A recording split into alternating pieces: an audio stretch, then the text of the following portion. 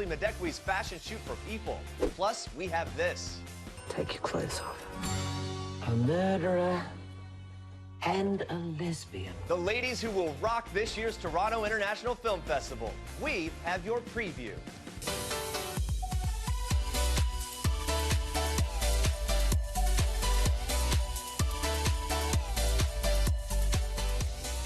Good morning, guys. Welcome to People Now. Happy Wednesday. So good to see you. So much to get to today. Wendy Williams, relationship advice, lots of style, movies at TIFF. Lots to get to today. Here's what you need to know and what's trending. This week's brand new People is the 2015 style issue. We're celebrating the best dressed stars of the year. Reese Witherspoon is #1, by the way, and Melissa McCarthy graces our cover. The star and fashion designer shares her guide for feeling fabulous. So what's the key to loving the way you look?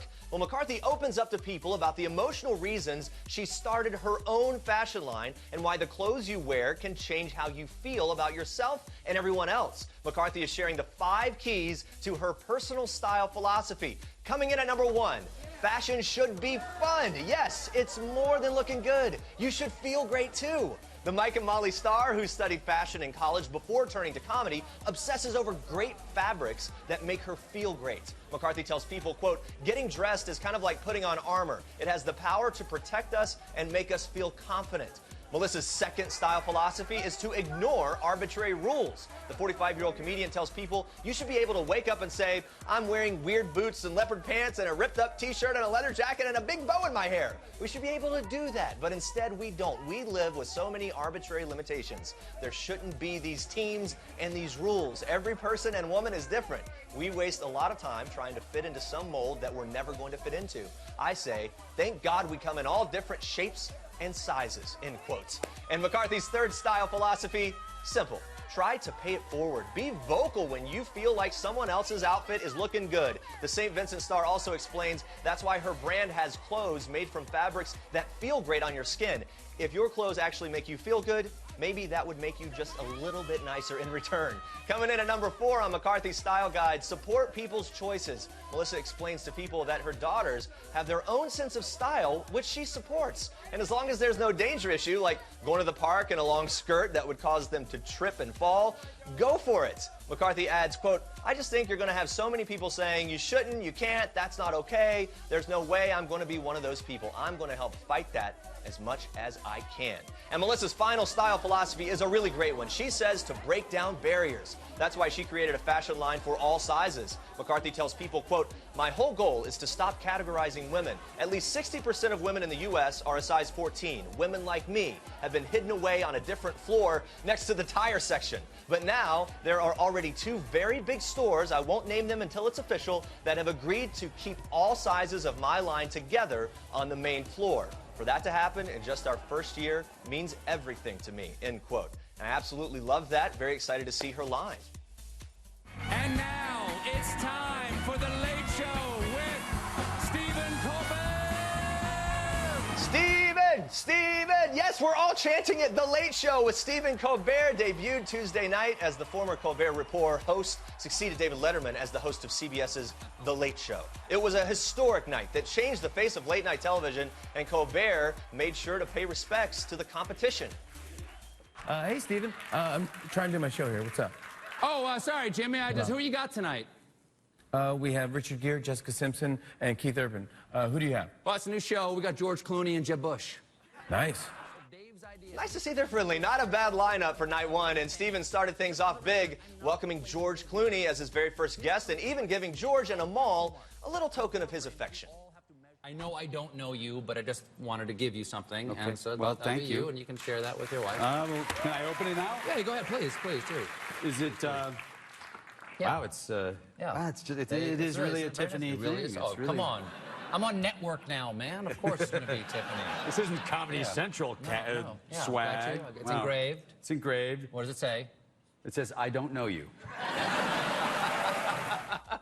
Colbert closed out the show by welcoming Republican presidential candidate Governor Jeb Bush to the Late Show stage. Colbert's show is set to be one of the late night's political mainstays, with Vice President Joe Biden and Democratic presidential candidate Senator Bernie Sanders set to stop by in the days and weeks to come. Well, I'm so excited about this year's brand new People Style issue, and we can't talk fashion without talking accessories. And I don't mean shoes and bags, people. I'm talking about the couples that look so good together. Nothing tops watching an award show red carpet better than seeing Hollywood's most dazzling duos. Have you ever seen Channing Tatum and Jenna Dewan Tatum not slay red carpets?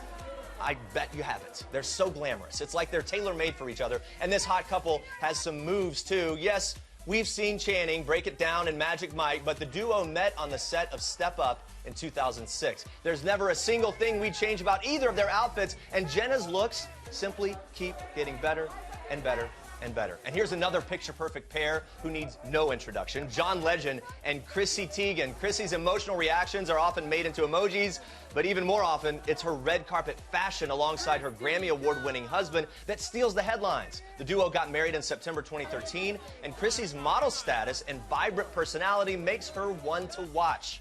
And for more of Hollywood's best-dressed duos, make sure to grab your copy of People on newsstands everywhere Friday. And stay tuned, guys. We're celebrating the best-dressed women of Hollywood in just a few minutes.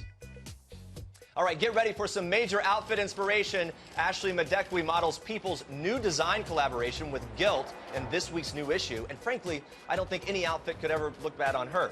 Fans know Ashley as the scheming socialite Ashley Davenport from ABC's Revenge. And she also stars as Tituba on Salem. The 33-year-old British actress launched her personal style blog in 2009 and refused to cut back on her popular outfit posts, even when her career blew up with big-time shows like Revenge. Ashley tells People, quote, "It felt disingenuous to stop doing my blog just because people started recognizing me on TV. My blog and my acting career kind of grew up with each other." And here's a style tip from our favorite fashion blogger. Ditch sugar rush shopping, which is buying super trendy pieces that'll barely last a season. Focus on building your basics. Less is more. Good tips. There you go. And we'll be on location with Ashley later today at the Gramercy Hotel celebrating her collaboration with People and Guilt. So make sure to tune in tomorrow for my interview with her. Check out more of Madekwe's trendy and fabulous fashion tips in the new issue of People. All right, this week's People has all the details on Amy Duggar's wedding as the Duggars' fun-loving cousin puts all the family drama on hold for a modern wedding as she helps her family find joy after scandal. Amy Duggar, seen here in the music video for her song Beautiful Winter, which is featured on the family's former TLC reality show 19 Kids and Counting, tied the knot at Horton Farms near Bentonville, Arkansas on September 6th. With many relatives looking on, including Jim Bob and Michelle Duggar and cousins Jessa and Jill, Amy walked down the aisle in a sexy strapless ball gown toward her future husband, small business owner Dylan King. The wedding also marked a rare public appearance for Anna Duggar since a sex scandal affected her own marriage to Josh Duggar last month. Amy tells People she gave Anna the biggest hug ever when she first saw her, adding, quote, "I can't imagine what she's been through. Anna was beautiful. She said she's very happy for me," unquote. As a gesture of friendship and goodwill toward Josh's embattled wife, Amy enlisted Josh's daughter Mackenzie as one of her bell ringers and even left personalized messages for Anna and Aunt Michelle Duggar in their chairs at the reception. And as for that reception, Amy tells People, quote, "My conservative family left probably right when the music started," unquote. A sit-down dinner was followed by a raucous dance party and cash bar that raged on into the night. After her more traditional relatives left, Amy says, quote, "Everyone took off their shoes. It went from classy to trashy real quick," unquote. Well, it's time now for Toyota's People Pick of the Day, and today's pick is the Toronto International Film Festival, which kicks off tomorrow. And to celebrate, we're breaking down a list of the actresses we just can't wait to see gracing the big screen. Check it out. Gertrude Pratt. The dance is Saturday night. The dress can't change anything. Watch and learn, Gertrude. Watch and learn. The iconic Kate Winslet stars as femme fatale Myrtle Dunnage in The Dressmaker. The entire community is abuzz when she returns to take care of her ailing mother. Rumors, revenge, and fashion are the name of the game as Kate Winslet turns the town upside down. I can make you the most striking girl in the room. Take your clothes off. A murderer and a lesbian. The lump is malignant. Hey, what are you up to at lunchtime? Is everything okay? I have to have chemo, like, straight away. Well, is it contained in my body? Yes. It's a story of true friendship as Drew Barrymore and Toni Collette navigate through life after a heartbreaking cancer diagnosis. The star duo take on heavy lows with lighthearted flair like only these two seasoned pros can in Miss You Already. From battling disease to battling drug lords, look no further.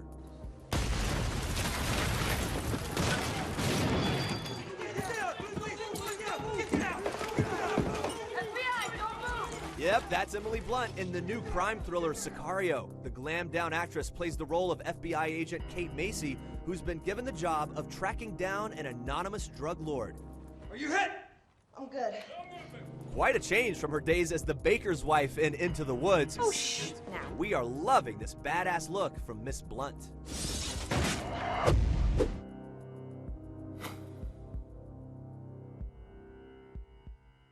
Well, guys, the stars are on the move, and we're following them in today's edition of Star Treks.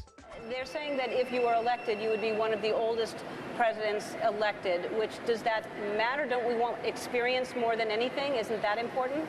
Well, I think it's very important, but the way I look at it is I would be the youngest woman ever elected president of the United States. And to prove that youth, now watch her whip. She's doing it. The presidential hopeful and former First Lady Hillary Clinton joined Ellen DeGeneres during a taping of her talk show on the ice skating rink at Rockefeller Center on Tuesday. Clinton opened up about her run, shared some of her views on equal rights, and also received Ellen's blessing.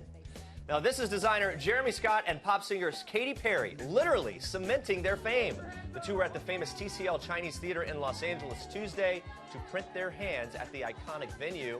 And here's Kim Kardashian West stepping out of her apartment in New York City wearing all black. Kim took her gothic look to the U.S. Open to cheer on Serena Williams in her match last night against big sister Venus. And here's Reese Witherspoon grabbing a cup of iced coffee after doing some shopping in L.A. on Tuesday. The Oscar winner beat the heat with a straw hat and skinny jeans.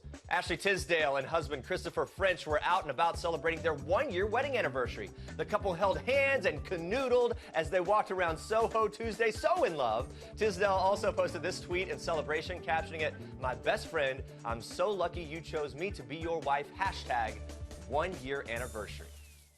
He's heard my song. I was with Sam Mendes the other day and he said that Daniel's heard the song and he likes it, so I'm looking forward to meeting him. Yeah, did you hear that? Sam Smith says Daniel Craig likes the song for the newest Bond movie. The Grammy Award-winning singer made an appearance at the GQ Man of the Year Awards, fresh off the news that he recorded the theme song for the new James Bond film Spectre. The movie is set to hit theaters this November. And those are your Star Treks for today. And stay with us, guys, to hear this woman's triumph over tragedy as she deals with going both deaf and blind at the same time. Plus, Wendy Williams tells me why singer Drake is just not a keeper for tennis sensation Serena Williams. Stick around. Oh, her eyes make the stars look like they're not shining. Her hair falls perfectly without her trying. She's so beautiful. And I tell her every day, you're amazing, just the way you are. Don't miss all the latest amazing stories right at your fingertips. People love people. It's time to meet Rebecca Alexander. She's a 36-year-old psychotherapist practicing in New York City. Rebecca is your typical exercise and adrenaline junkie. She even just climbed Mount Kilimanjaro, no big deal. You might not know it from looking at her, but Rebecca has lost almost all of her vision and hearing due to a condition called Usher syndrome. She was told she'd be blind by age 30, but at age 36, Rebecca still has 10 degrees of her vision today and can hear thanks to a cochlear implant. And she's here today to prove that disability may not look like you think it does. Joining me live are Rebecca Alexander and People reporter writer Keating, who spent quite a bit of time with Rebecca. Good morning, guys. Good to see you both here. Thanks for having me. Thanks so much for being here. First things first, Mount Kilimanjaro. No big deal at all. My gosh, that had to be such an incredible experience. You say it's one of the hardest things you've ever gone through. What were the biggest challenges? How did you feel standing there at that summit? Had to be an incredible moment. It was pretty incredible. I don't think that I thought that I would be able to last 8 days without bathing. So that was pretty incredible in its own right. But it was about 5 degrees at the summit and about 19,000 something odd feet. And it was pretty incredible. Wow, what a moment.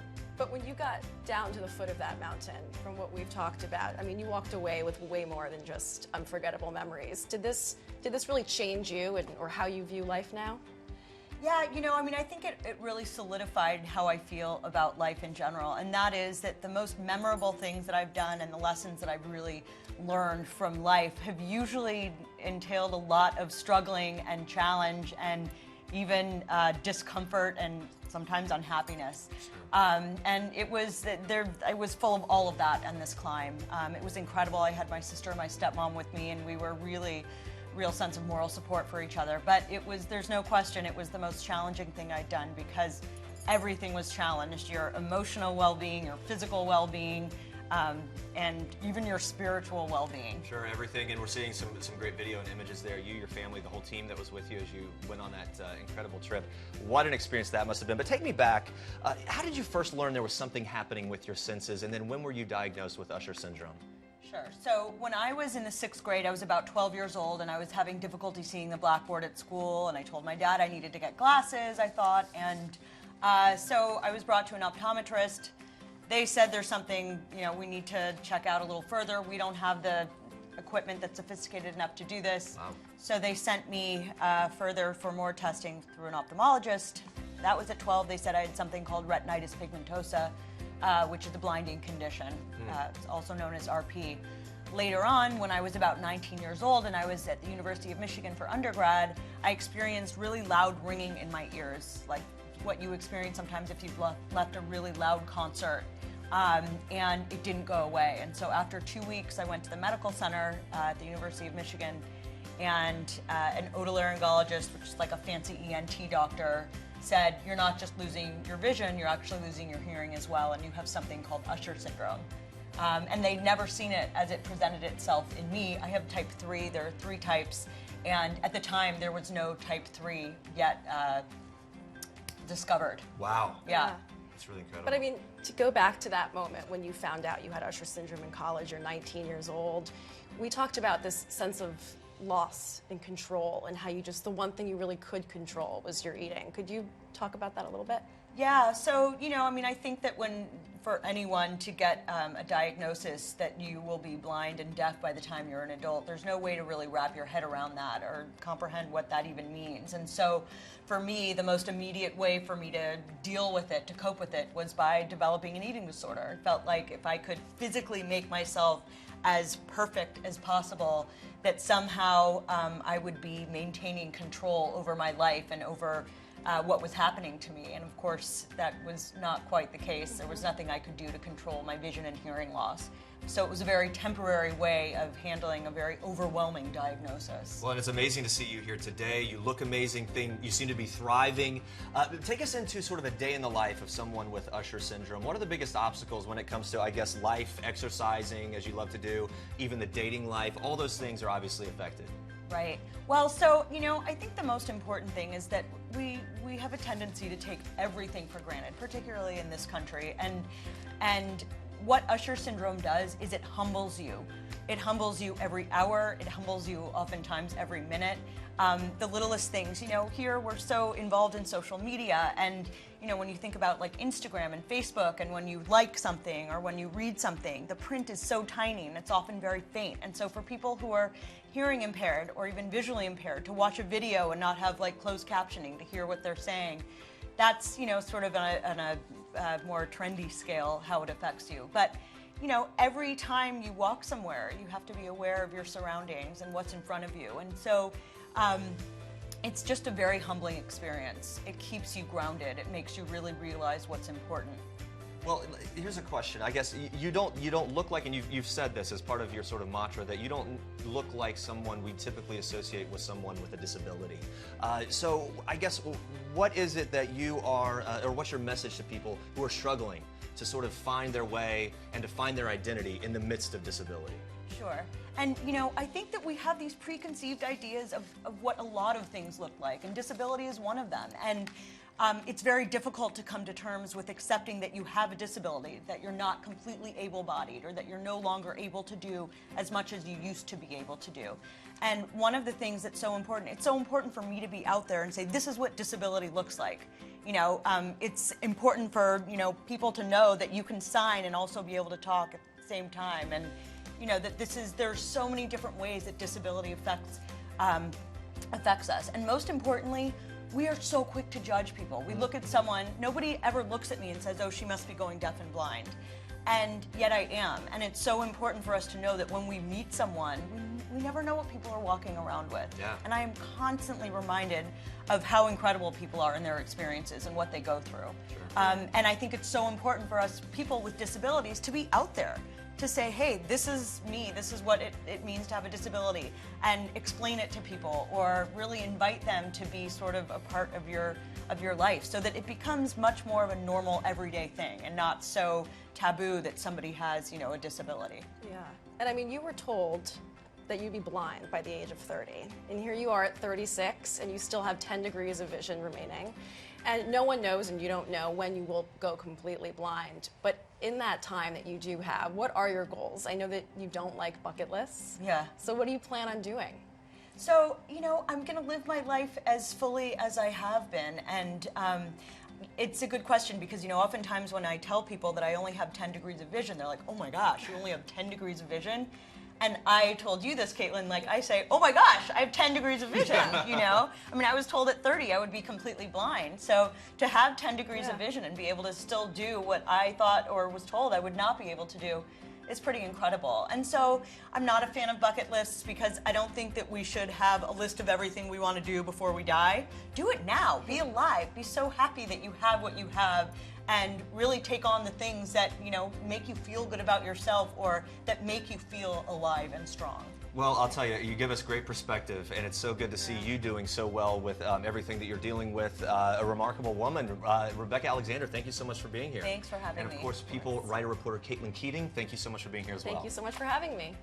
Serena Williams came one win closer to her coveted calendar year Grand Slam Wednesday as she beat her sister Venus in the U.S. Open quarterfinals. Now, while it's no question Serena is one of the most dominant American athletes ever, we're all wondering why she's still single. Isn't this the question? And when Wendy Williams stopped by the People Now studios, I got the scoop on who she thinks is Serena's Mr. Right and who Wendy thinks she should steer clear of. Watch. We have all got U.S. Open fever around here. You've been speaking out about Serena Williams reportedly hooking up with Drake. If it's true, why do you think it's a bad idea? I think that Drake is probably not a serious taker for a serious girlfriend at this particular point in his life. And Serena is a little bit older than him and has been around a little bit longer than him. And as a woman, might be looking for more than he's willing to give up. Do you know, sometimes when a woman falls for a man and he's not ready to give it up, yeah, Drake is not a keeper. He's a snack. Snack for today. Maybe at some point in his future, you think he'll grow into being at that status where maybe he gets it out of his system or something, and maybe he's ready to like. Oh, we all do. Right. Oh, we all do. But you don't think he's there yet? No, we've all been a snack to somebody before. Okay. Okay. Okay. We've all been somebody's snack, and then we grow up, and then we, you know, want children and a serious relationship and commitment, and we want somebody to hold us down. But no, Serena and Drake, no. Not happening. All right, let's look at the landscape. Who is the right man for Serena Williams right now? I hate to beat a drum, but Common. I can see that. I enjoy him. He is such a man, and his mom is so lovely, and she's got freckles and a beautiful smile, and he's older than her, and he can guide her, take her hand, and guide her. Wow, this is romantic. I'm on board just from your description, just the thought of it. Well, I feel like maybe Serena, due to her experience in life and her career and the money she's made and stuff, she's matured. And we as women, we mature a lot faster than you men. Well, guys, we're just one day away from the kickoff of the NFL season, so don't go making any Sunday plans for the next 5 months or so. Everyone's got football fever, including diehard NFL fan Jordan Sparks. Jordan's dad, Philippi Sparks, is a former NFL pro, so when she stopped by the People Now studios, we had to get her very early Super Bowl predictions. Check this out. The preseason has been very interesting. Lots of injuries to key players, and like RG3 already I'm just like, oh God. What is your prediction for who's in and who's gonna win the Super Bowl? Oh gosh, it is way too early. Listen, But you've got those fantasy skills. I know. I'm a Cardinals fan. I always hope that the Cardinals will make it to the Super Bowl. Okay. Whether they will or not, we will see. But we're looking pretty good this year.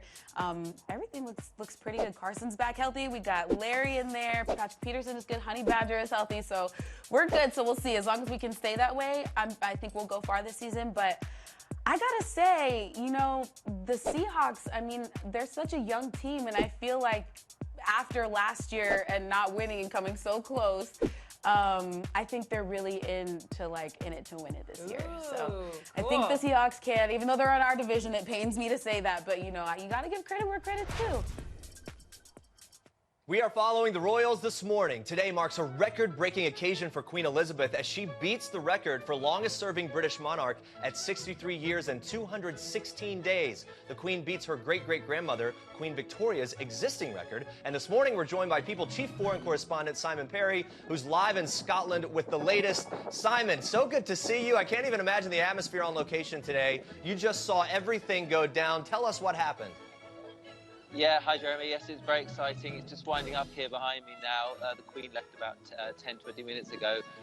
Yeah, there were about a few thousand people here with flags and waving and excitable cheers and so on. She'd been trying to play it down and be humble about this, and but in the end said a few words thanking people for their well wishes, the good wishes around the world, and saying that, you know, milestones like this will come around in a long life like hers. She's 89. So, sure. Sorry. No, a record-breaking event like this happens once in a lifetime. And Simon, you've reported on the royals for many years. What's your takeaway on a historic day like today? Well, it just won't come around again. You know, the chance of there being a queen or a king, for that matter, lasting as long as 63 years, almost 64 years, will never happen. And that's what everyone's saying here. All the locals were saying, you know, this is a special occasion for, and so many special occasions come around with the royal family, but this is a unique one about the longest reign, and all the people here to see her were here for that reason. They won't see this again. And you mentioned Queen Elizabeth is downplaying it. She's being very humble about everything, but will the Queen celebrate the occasion in any special way today? Well, maybe she'll have some gin and Dubonnet back home at Balmoral, where she's on the way to now, up in the Highlands, and Prince William and Kate are going to be there too with their children, so there'll be some young voices around the castle as well to help her celebrate it this evening. Sounds like good stuff. People Chief Foreign Correspondent Simon Perry, blowing in the winds of Scotland. Thank you so much for joining us this morning. Thank you. All right, coming up tomorrow, the cake boss himself, Buddy Valastro, is doing a cake demo right here at the People Now studios. Plus, we're on location with Salem star Ashley Madekwe, the British actress and fashion blogger, models People's new design collaboration with Gilt, and we're getting some major outfit inspiration. Thank you so much for watching today. For now, we leave you with People's best dressed list of 2015. Reese Witherspoon is People's vote for #1, and we're honoring her plus 9 other stylish stars who we absolutely love. Take a look.